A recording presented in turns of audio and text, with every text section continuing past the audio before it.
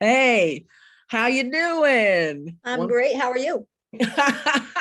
Yes, and here we are. We are here with Rachel Roy, who has taken the elevator to have herself a lawless interview here on Hella Vella.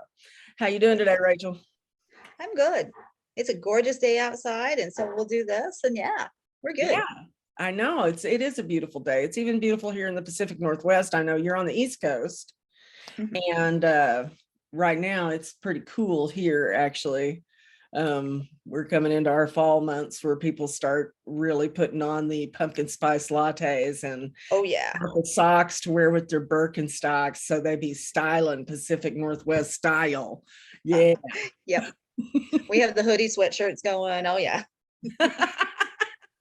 Well, so I'm going to just go ahead and jump right in. The first question I ask everyone is coming right at you, which is, Rachel Roy, when did you get started writing? Oh, what an When did the excellent bug question to start bite with. you? Yes. When did the bug bite you in the face? The bug bit me in the face. Well, my mother was a teacher, so like language and books were always all around me. And then I don't know how it started, but in kindergarten we started writing these really fantastic stories. I remember writing about rabbits all the time. And like we drew pictures and I remember the carrots and whatnot. And I couldn't tell you anything about my stories, but I wrote a whole lot of rabbit stories. I do know that. Did you guys And keep then rabbits? nope, not at all. But they were just cute and fuzzy and Wow. Okay. All right. Well, I that's don't what I know. thought maybe you kept them, is because, little kid would be really impressed with that. Right, exactly. Yeah. And then I don't know, I took some time off like having kids and going to school and whatnot and didn't really write a whole lot after high school. And then again, I started really a couple years ago. And now with Kindle Vella, now I'm actually publishing. So that's cool. Isn't that cool? Isn't that Yeah. wonderful? Okay, so are you going to say 2019 you started writing again about pandemic time? Is that it?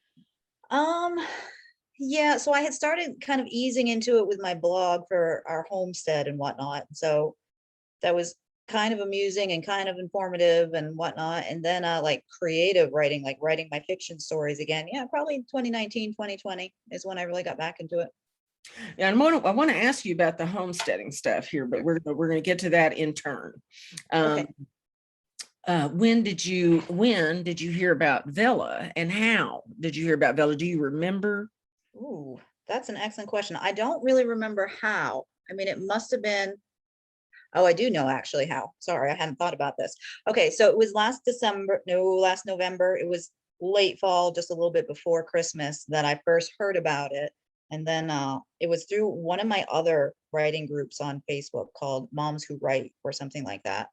And someone on there mentioned that they were posting or writing or publishing on Kindle Vella, and I had never heard of it. And I asked a little bit there, and then I went looking on my own and was like, wow, this is awesome.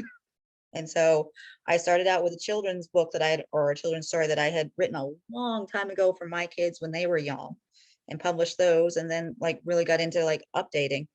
Now, what was that? Now, was Growing Up Fairies one of those that you wrote? Yep.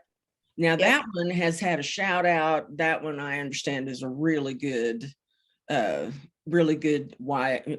Do you call it YA or is it mid grade? What do we call it? It's young adult, not really. It's like for little kids. I mean, it's more of like a read aloud story. So it's not really ideal actually for Kindle Vella because it's more that you would read to like your toddlers, preschoolers, that age. So pictures would be really helpful. But each chapter, each episode is its own story.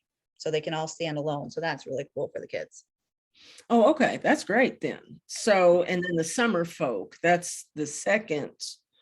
Yep. So Well, my summer house story, it's kind of a spin-off, except it's not actually fairies. It's more like if you read it all, like The Borrowers growing up, that was one of my favorite series when I was young that my mother read to me. And so it's kind of like that. It's just little like human-like forms. little human And they're like. spending their summer outside instead of being stuck inside and their little adventures through the woods and whatnot. And are they? Did I get the name right? Is it the Summer Folk or the Summer House? The summer house. Okay, I don't know where I got folk. Okay, um, and then very interestingly, you have got. Now we'll get back to your additional fiction stories in just a minute, but you've got nonfiction out there, which is kind of a rare bird out on Vella. It is. And one of the nonfics that you've got out there is a how-to about homesteading, which I find completely fascinating.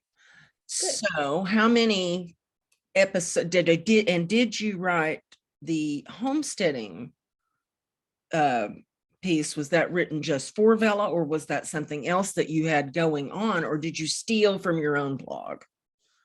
So yeah, I definitely stole from my own blog to some degree. And I have another book that's on Kindle Unlimited too, that's about homesteading. And so I wrote some new specifically for Kindle Vella, and then I used a lot of what I had already written as kind of a basics about how to, like, if you want to raise backyard chickens, like these are the things that you should also consider, kind of thing. So not just like how to build a chicken coop, but the whole big picture of what is chicken math and how many chickens do you really need, and what about the predators and what can you do to save on feed costs. Like all of that went into it. So it's not the normal sort of fiction that you find on Kindle Vella, but Well, it it's seems to not actually be fiction. doing right.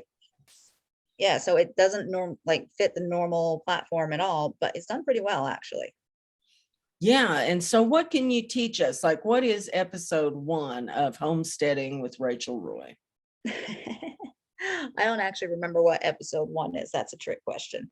The first one, though, it introduces me and it talks about how we started it. We're really, I live in a very rural area, and a lot of it is just like what we do. And so there's ones that are focused on chickens, like I just said, or on gardening or on hunting and whatnot. It just kind of gives an overview of what you could do with your property if you have a little space, or what you could do in public property to like forage for nuts or things like that. So it's not that someone is going to take this series and suddenly be a homesteader. It's not that, but that you can figure out little ways to become more self-sufficient. That's pretty cool. I like Yeah. that. It's Yeah. very, very on point with what people are trying to do now. I don't know Exactly. why, but I have this sort of predisposed image in my mind. Anytime somebody's on the East Coast, I automatically think city. I do not think rural area at Yeah. all. But you must be farther north. So yeah, we are. Like I'm like 3 hours north of Boston and whatnot, but we don't have cities here. So I'm actually closer to Canada, but it's very rural for sure. Wow, that's really cool. And Yeah. I feel so goofy to think that way, You'd think I didn't even live in America, but but anyway, yeah, so I grew up very rural, but I don't know anything, Mhm. because during my growing up, everybody was so enchanted with doing things faster, and Right. and let's have a bunch of disposable crap, and let's whatever. But now people are saying that that is not sustainable Right. in any It's way, swinging back. Yep. and they're coming back. And now it's like, now, do you own the Foxfire series? I have read the Foxfire series. I have. Yeah. So Have it's a you lot of really? those skills. Do you own it? I don't own it actually. My parents do. So I read it growing up, but I don't have a copy of it myself. Now, did you read the whole thing? No, I mean, I skipped around and Yeah, I you read what skipped around. interested me. Yeah. Yeah. Okay. For those who are not in the know, the Foxfire series is now, where did they? Okay, Rachel, help me here. I believe that it was recorded in Appalachia. That's what I was thinking. Like I always picture Ozarks in my mind, Yeah, but that, yeah. that this was recorded in deep Appalachia. Some of the skills that these people had uh, Mhm. back there in the hills, being self-sufficient and stuff. These people could do anything. I mean, field dress a Yeah. deer 3 minutes flat, Hmm. but Oh yeah. and they'll teach you how to do all that stuff. And it Right. tells you weird things, like what things are, like the glowing moss and stuff like that Yeah. you might see in the holler. It Right. tells you what that is, so that you don't have to get all freaky and run and kill yourself. Exactly. So it's a whole mix of like those weird sort of facts that are interesting or scary or whatever, and then the really practical things, and then things like, well, how do you tap a tree to get maple syrup? Or, Yeah, like almost that's like the an stuff that we do. almanac kind of deal, Hmm. except very extensive. This is books and books of Yes. stuff. And they went and asked these old geezers. Hmm. Many of them could not read and write Oh whatsoever. no. They had to have, all of it had to be interpreted and written down for them. Mhm. But yeah, you want to be able to make your own cracklings off your own pig, then you can go get the Firefox books and you'll be able to do it. Exactly. But they're cool where they're divided out. Like I said, I read them based on what I was interested in. But like if you want to raise animals or you want to know more about like how to make your own medicines from the stuff you find in the woods, and like it's really cool. All It of this is. knowledge that we're just losing. I know. And I think, see, the reason I brought the books up is I think they'd be the biggest resource for you that exists. You They're know, cool. yeah, just go steal them from your parents' house, show up with a suitcase. Exactly. Yeah, because it's a huge series. It It's is. interesting. So just to keep following the tangent here. So the school that I teach at, I teach humanities, but the previous humanities teacher did the mascot there is a dragon. So we called it the Dragon Fire Project. But Oh, it was talking to the people in the local area and finding out their skills. And then the kids did research and interviews and some sort of hands-on project. And it was the same idea, now, isn't although it not great? nearly as in depth, but it's cool. Yeah, Yeah. I like it. I like it. I think it's great. And now you're bringing back the memory of what Foxfire really was. It was something to do with students. Oh, This it was was, wasn't it? this was some Yeah. sort of student project thingy. It was some brilliant teacher like yourself there that came up with it. Yeah, it was. Yeah, it was. Yeah, it was. Yeah. But anyway, that's not what we're talking about. Although I think although probably by now you could just retype all that Foxfire stuff in there. And is it in public domain yet? Probably not. I don't think so, but I Yeah. don't know. There's a bunch of people making money off of books that are in the public domain that they're bringing back out and reskinning, put Mhm. some old ass leather cover on it or some looking thing and sell Yeah. it. Yeah. I hate it, but yeah. And then there are some that we read as classics that, it is part of public domain now. And it's like, yeah, but there used to be like the money didn't go to the person, to the author. It went to like a children's hospital or something like that. And now they've lost that funding that they got for years and years and years. And that should never be. Right. Yeah. I think as authors, maybe we ought to think about it and think about who we leave our story residuals to. It would be smart. Yeah, it would. Not something I've thought about, but it would be smart to do. Yeah. Yeah. We're thinking about all kinds of stuff here, Rachel Roy. I'm really good at tangents. This is why I have so many different kinds of series on there. Why I have the children's book and the nonfiction and romance. I think it's fantastic. I've looked through your link tree and I'm like, oh my God, she's like a department store. Yeah. And because you've got a cookbook Yep. out there as well. And now is this, what kind of cooking is this? Is this cooking? Oh, this is very simple. This is what we do in my family, which means, when I get home at 5 o'clock at night, I need some sort of easy meal, or it's one that I said could easily be doubled. Like I'll cook up ground beef on Saturday and use it in 3 other meals during the week kind of thing. Yeah. So it's very like home made from scratch, easy stuff to do. Oh, that's great. Okay. Well, Yeah. there's room for that. There's always room for easy, as long as it's not easy in cardboard. I don't think there's much room for that. We've had yeah. all of that we can stand. And I believe it had hit rock bottom with the Hungry Man dinners. Yeah. You have to be really hungry for those. But I'm not opposed to having a little bit of supplement too. Like I do buy spaghetti sauce and use that. Like there's Sure. something to be said for coming home and dumping a jar of sauce in there and then just adding more onions and herbs and whatever. Yes, I agree with that. But you know what I mean. I mean, No, I totally do. getting so bad that there's really something wrong when you can set a loaf of bread on the counter and it doesn't grow mold for more than a month. That's scary, right? That and then my cousin was looking for apartments and half the apartments don't have stoves anymore.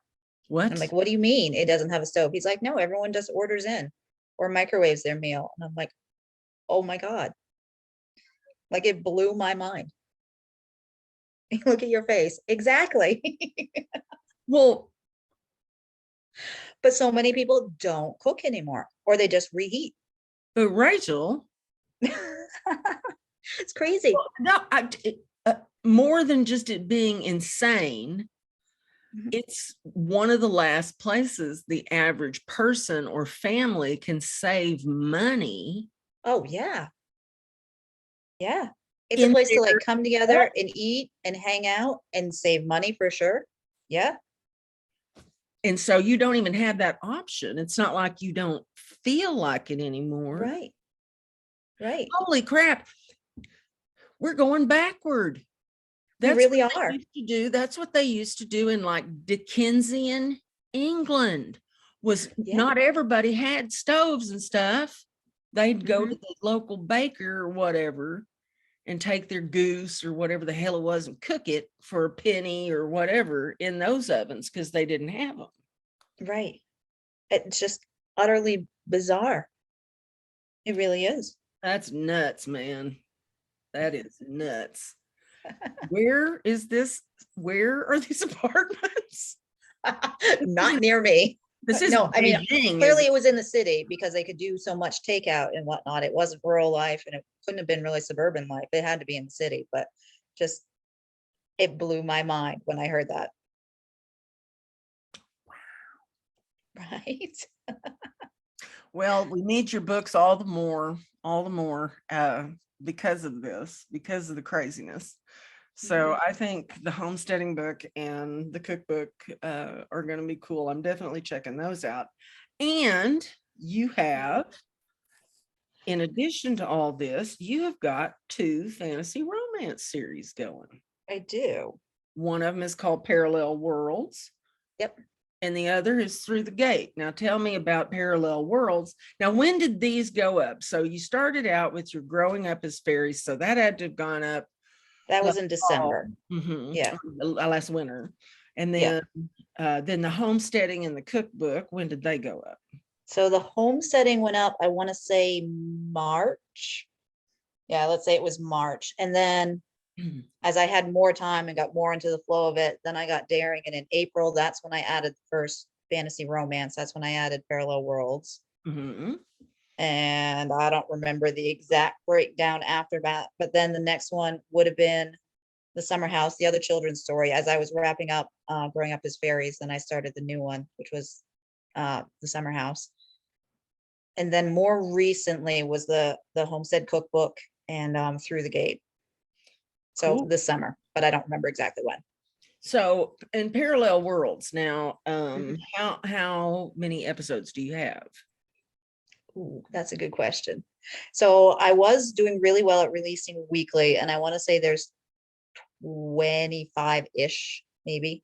I don't Right. know. I could So look it up really quickly. it's pretty mature. It's pretty mature. It's not baby It series. is. Okay. Yeah. And then what about Through the Gate? Yeah. So Through the Gate is more recent. So I was hoping I could scan in here and tell you because I don't remember how many it has. I want to say Through the Gate has it's closer to like 15, and I'm not sure exactly. Now tell me about these stories. Parallel Worlds first. What's it about? So Parallel Worlds is loosely based on like my husband and I, like for the character references and people we know. So that's kind of fun. But then the idea generally is that this royal couple, especially Erichel, the main character, that she's kind of on Earth and as like a regular person, and then she's part of the royalty in this other parallel world, but she has to travel back and forth between the two or they kind of disintegrate. So she's like this glue that holds the universe together. It's this hereditary thing that's still being figured out as we read through the story. And so like normally through the centuries, because she's also a little bit, she's not quite immortal, but her lifespan is far longer. Um, most of the time it's pretty calm. Sometimes there's war. And then the main crisis that they're facing right now is some country has been stealing the children from one of the worlds and they have to figure out why. Oh, Yeah. So oh, there's the interrelationships of all the characters and then, keeping both worlds going and then missing children. now Missing does she children's ever never get good. to take anybody else back through with her, or is it her exceptional DNA that allows her to go through? Her exceptional DNA is what's like holding it together, but there are a few other people, a few other characters in the books that can also travel back and forth. And then there's the idea that Earth is, pretty much like we know it, and this other parallel world has like magic and things like that, but they don't have the technology that Earth has. And so there's this huge difference in how she lives between the two. Yeah, I imagine. Yeah. Yeah, So it's that fun. sounds cool. Now, could you imagine taking one of your smart-ass kids from now where they're not impressed with anything, right? Right. And then you That's zap them true. off to another world where you're royalty. It's like, Ex- I'm a baller here. See, that's it. And I think they would love it for a little bit and then be like, no. I think fame and celebrity is not quite what everyone what we would like it to be. Says the video host here.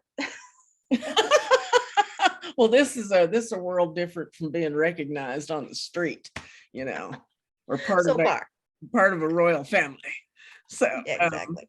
So that's pretty cool. I like that because I like eerie things. I like thinking about, because I happen to believe that there's more to the world that we cannot see. What we do see. If you know anything about the visual spectrum for a human being, you know that it's like boop. Oh, this tiny amount. Yeah. We could get electronic eyeballs and see better.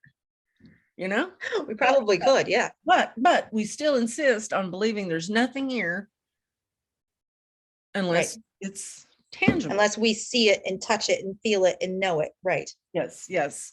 And I think that more than anything is going to be one of the things that has to be one of the membranes that has to be punched through as a species before we can really evolve. Because when you accept that there are energy currents and energy fields ambient to whatever, and that everything's alive, including the big ball you're walking around on, well, exactly. then you might be able to work with that, Right. It's all alive and it's all interconnected. Yeah.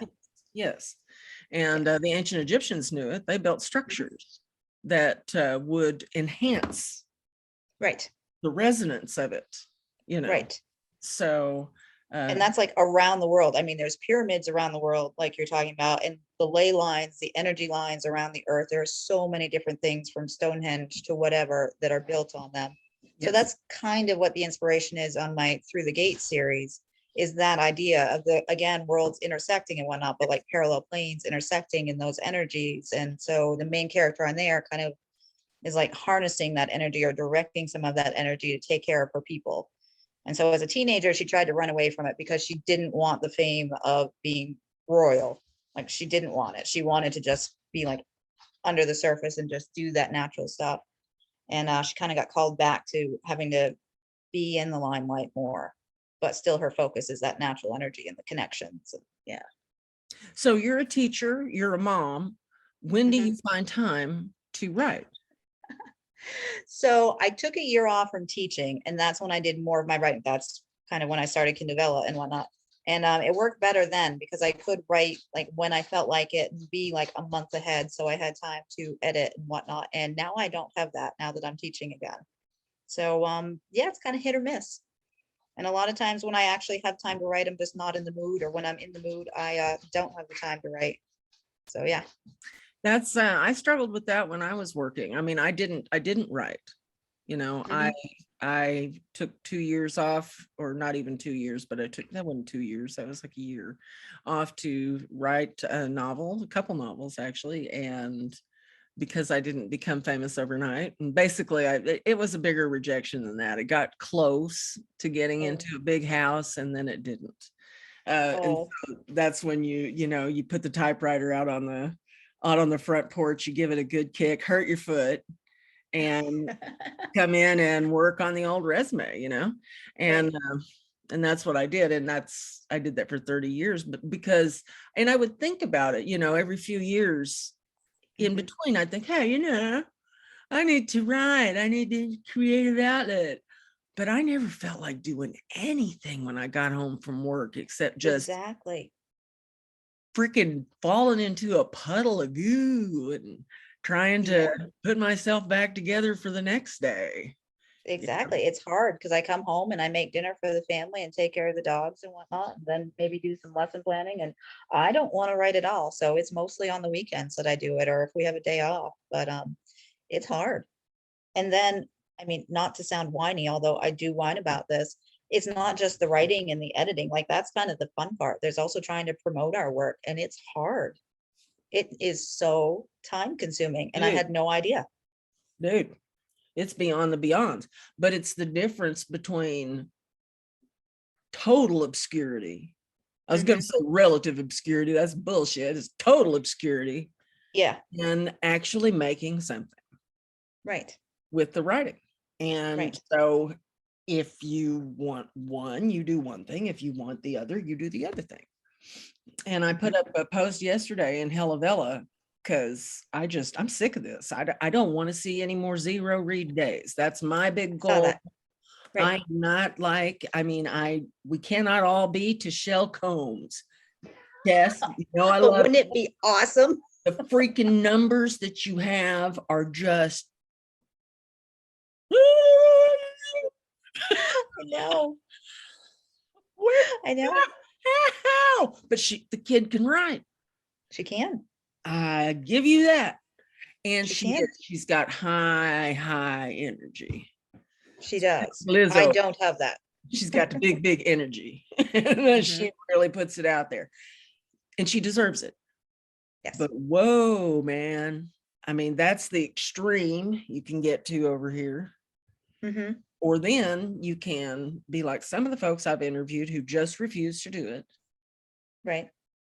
And they've been on for a year and they haven't even got 100 reads. Right. Because if people can't find you, they won't read you. And it doesn't matter how good you are. No. And it's just like you and I were discussing. Crap, I probably follow maybe 150 stories? Oh, something yeah. like that. And I can't remember everything. We were just talking before we turned on the recording that the Wild Country series is one of my favorites. And I don't think about it until I see dude post, and it has nothing to do with how good the stories are.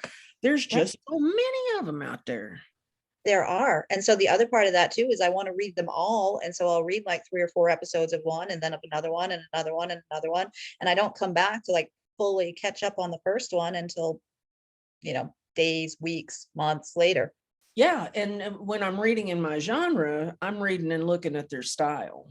I'm looking at how they're doing stuff more than I'm paying attention to the story. So, it's an imperfect system, but we do have each other. And that was another thing I wanted to ask you is are you enjoying the, other than the rat race of it, are you enjoying the social media aspect of it in terms of having a big community of us? Right. So yeah, there's definitely the 2 aspects. There's the promotion one that we're going to not talk more about right now. But the fact that we all, or not all, but so many of us talk and like cheer each other on, or it's like, hey, I had 5 reads today, and a whole bunch of people jump on. They're like, that's awesome, great. And someone else jumps on. They're like, hey, I had 200 reads today. And everyone's like, hey, that's awesome, good for you. Like, it's very positive. It is. Or, someone will ask a question and almost immediately get 5 answers kind of thing to it, and then keep getting answers over the next couple of weeks as people see it or think of it and whatnot. Like, we have an amazing community. We really do. We do. And it's very special. Doesn't happen all the time. Certainly doesn't cook up to something like this all the time. This is we're all going to really remember this as a wonderful, wonderful time in our publishing careers. For sure. Yeah. And so many of us have come to publish our first works. Mine's coming out in October, my first Gendlina book. It's the season 1 of Gendlina, and it's coming out in October. So I'm so excited. That's awesome. I hardly know what to do with myself, but boy, a long time coming. I've been writing for many years. No, I stopped, quit, told you. That 35-year block. Kick that typewriter away. Yep. There was hope before. Now there's hope after. So I look at that 35-year chunk is raising my family, having to work for the man. Exactly. And get that regular paycheck. But anyway, the next thing I want to find out from you, my dear, is and you've already said you read a lot of Vellas. Did any of them stand out to you that you might want to give a shout out to? Oh, see, and this is such a good question because there were so many, and it really depends so much on like the day that I'm reading too. But the ones that I started where I was just going to read like 2 or 3 episodes kind of thing, and then I sit down and like 20 episodes later, and it's like, no, wait a minute. Oh, where's the rest of the book? I need the rest of the book. So like Die Again Today, both season 1 and season 2, Casey Nord, maybe. I love those. Like, I totally binge on that whenever I possibly can. And I don't think she's put those out on ebook yet, but I hope she does because they'll be awesome when she does. Cool. Now, what is that Um, about? What's Die Again Today about? So it's about actually this fairly young girl. I don't remember if she's like 18, 20, something like that. And like she Doesn't wakes up matter. in She's hell. our age. Yeah, exactly. Totally. But she wakes up in hell and has absolutely no idea why she's there because she's been, well, first off, she's young. What could she have really done? Right. And but she's been a good girl. And all of a sudden she's like surrounded by demons and has no idea. And no one else really knows why this like sweet young girl is in hell. But she's stuck there. And so then she ends up joining this. It's not a police force, but let's, for the sake of simplicity, say it is. And they go out into the world and kill off demons that have escaped from hell. And so they're really cool characters that she's built up, and it's an entertaining story. Wow. I was going to say, I think I'd done enough by 18 to wake up there. I hadn't. So yeah, definitely that was my favorite, but there's other ones. I mean, like you were just talking about Boom, she's written some amazing things. I mean, we of course have to throw in Gage Greenwood, right? I mean, his Holy crap. So I started a book Greenwood. club, and that was one of the first ones. Gage Greenwood, Winter's Myths, you bastards, you don't deserve this. I'm going to put it down. Oh, so he's one who's done a lot of writing, and he's been really supportive too. So even if we ignore the book itself, he's really good in the community. Yeah. Is that the one you want to shout out? Winter's Myths? I'll shout it out. No. I'm asking you though, because he's written several others. I just want to make sure. I always assume Winter's Myths. Right, because that's the one that we hear about the most. But sure, we can use that one. Okay. Yeah, this whole thing between me and Gage is a big joke. And we were both on a podcast on Vella's 1-year anniversary, and they asked us about it. I couldn't even remember where it got started, but it's fun to do. And he always clips. So I like to try and give a big reaction. Right. So he can clip. So anyway, then that's about the extent of it. But it works. I mean, that whole banter, it works. Which I think it's cool. And I was sad that people stopped mentioning him. I didn't get a chance to do it very much anymore. But so we've got Gage for Winners. We've got Die Again Today 1 and 2 by Casey Nord. Yeah. And anybody else? I mean, I was showing you my list there, my Kindle app that just has like pages and pages and pages of them. So, I mean, I could list off like 100 of them if you want. No, we're going to give you one more, Rachel. One more. Okay, so I don't know if she would want me to shout her out by her actual name or her pen name, but it's the Dear Anne series. So it's another nonfiction one, actually, that's on Kindle Vella. And it's a series of, we'll call them interviews. It's where she'll send out the questions and people can answer them, but it's based on the education system and whatnot, of either from the parents' perspective or the teacher's perspective. I'm not sure if she has student perspective in there, but it's one that I enjoy, partly probably because I am a teacher, but it covers a whole gambit of things, and she cuts right to the chase. Like she gives whatever the issue is, and then she tries to give both sides of it, and just her honesty and her tone makes it really interesting. Okay, well, let's shout her out with her pen name just to be safe. Yep, which I just had up and then I set my phone down. So it's the Dear Anne series, and let's see, Anne Y. Mouse, like the cute little creature that's going to crawl around. Gotcha. Well, okay, so that sounds like 3 really interesting ones. I don't know if I've seen Casey Nord in a shout out.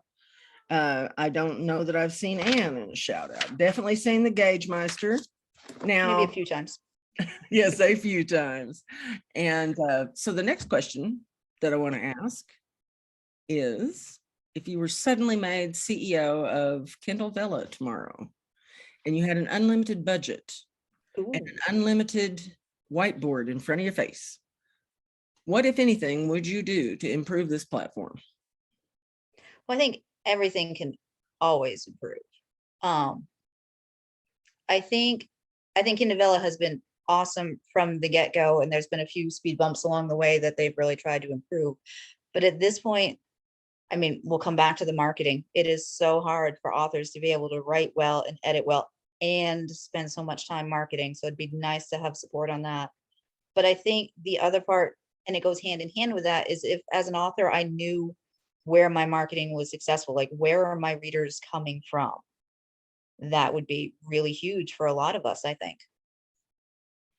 I think a lot of people now, I have friends who have published out in a friend who has published out in Kindle Vella for years now successfully. And she kind of guides me on how things work. And they have advertising at their disposal within that for, that Amazon provides them. So Right. I've no doubt that when they light that up for us, that they will show us where those need to be. Do you think that they'll build an app, a separate app for it? Or do you think that they will keep, I just want your opinion on this, because there are two really solid camps of logic here. So camp There's number definitely pros and cons. Camp number one says keep it in the Kindle app because you do not want to limit your readers to only Vella when you have hundreds of thousands of novels and other books for them to peruse in that same app. So I used to be of the camp, let's have us a dedicated app that does only Vellas. But then I had a guest on who said, now, why would they do that? Right. When seriously, why would you limit what you serve up to people? Right. Why would you limit it? And that's what people already know how to use it. So why would you want to? On the flip side of that, when I actually try to read a book on my Kindle app, it's really hard to scroll through like 75 Vellas first to actually find the book that I want. So that's kind of the opposite side. So it'd be nice if we had like folders or some way of organizing it. Tabs, for God's sake. You could have the Vella tab at the top and the Kindle app at the two tabs. Right. Or three even, because I think they have like magazines too. If tabs. If it were up to us, for sake, we would have it all figured out and dialed in. Right. They could ask us some of this stuff and it could be beneficial. Yeah, I know. I keep thinking that somebody from Amazon at some point has to see one of these videos. Right. Yep. But you never know. You never know. It's getting weird out there, Rachel. It's beyond weird. Oh, it's done jumped the shark in every way I can think of. I've never heard that phrase, but I totally agree. Are you serious? I am. We don't have any ocean here. I mean, we're landlocked. Where were you during Happy Days? So I didn't watch that. Yeah, I didn't either. I didn't like it, but that's where the phrase comes from. Really? Happy Days went on for freaking ever. All right. Yeah, it did. And then in the end, it got so bad and the writers got so desperate for stuff to do. They had Fonzie. He was skiing behind a speedboat. Yeah. And he jumped over a shark. So anytime something has just completely gone off, completely beyond the pale of ridiculous, we say it's jumped the shark. Which makes sense. And there you go. Yeah. So now you have idiotic Fonzie reference that, will just clog up room in your brain. It'll be perfect when I'm someday on Jeopardy. That'll be the random question that I can actually answer. Where does the phrase jump the shark come from? Yes. What is Happy Days? Yes, perfect. Happy Days for 10. Rachel, this has been so much fun. I want you to have the very best luck out there in Veloland and do good. And I will be, of course, seeing you out there and looking into your very own version of the homesteading book. I want to say that. Yeah, I was going to say Foxfire, but then you're not trying to be Foxfire. I couldn't be that good, but it's kind of related. Yeah, but you are trying to keep something alive, and that's a great thing. That is a great thing. I think anyway, because we as we've talked about, we've lost enough, thanks. IQ points are tanking right now. So I for one would like a net of some kind. And I think that how-to books expressed in today's language Right. in small bites Accessible. Yep. have every place out there right now, you know? Right. Because there's a whole bunch of millennials that don't know how to tie their shoe or use a can opener. Correct. And you're My not really exaggerating. I'm not. I mean, My yeah. daughter worked in a deli from the time she was 17 until she was like 25. And she was a manager by the end. And she sent me a picture, Rachel. They had a new kid come in. Kid was like 18.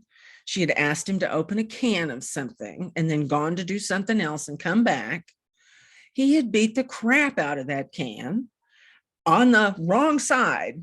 First of all, he was beaten on the wrong side of the On the can. curve side. Yeah. He didn't know how to put the can opener on or anything. And she sent me this picture of this disrespected can that he had beat the crap out of trying to get it open.